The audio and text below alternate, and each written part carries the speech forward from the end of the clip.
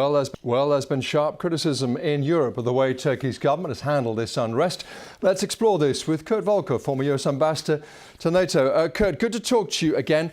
With instability in Egypt, in Syria and Lebanon, how worried do you think the rest of the world is about unrest in Turkey? Well, I don't think that the rest of the world sees this as another part of the Arab Spring, where you saw governments toppled in Tunisia or Libya or Egypt. I don't see that happening here. It is a serious situation. The protests are significant and the government's response has been heavy-handed. But that said, I think that people see democracy in Turkey as something that has been sustainable for a long time. Erdogan has been a popularly elected leader, and there are ways out of this still. So the response has been heavy-handed and people are concerned, but I think this is somewhat different than what we've seen in the Arab world. You were a US ambassador to NATO, of course. Turkey is an important player in the region, a member of NATO, a neighbor, of course, of Syria. What's the dynamic there? Well, in the first instance, NATO's job is the territorial defense of its members. That if there's a security threat against one, it's seen as a threat against all, and we all act to respond to that. In that respect, I think Turkey is on very solid ground. These cross-border incursions we've seen from Syria will not affect Turkish security in any meaningful way.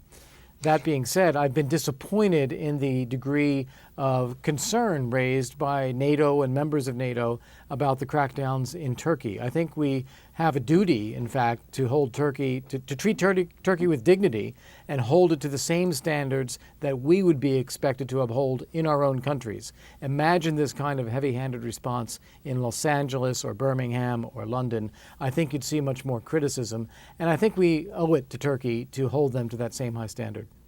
Kurt, you've met Recep Tayyip Erdogan. What is your impression of him and how you think he's likely to handle the crisis from now on? He says he expects it to be over very, very soon. Well, I don't think it'll be over very, very soon, and there I beg to differ with the Prime Minister.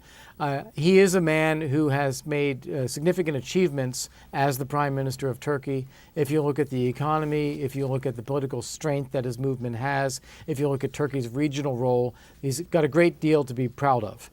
At the same time, I think it's important not to let pride turn into arrogance, and for that, therefore, to lead to a sense that he has an authority over the population that goes beyond that of any democratic leader.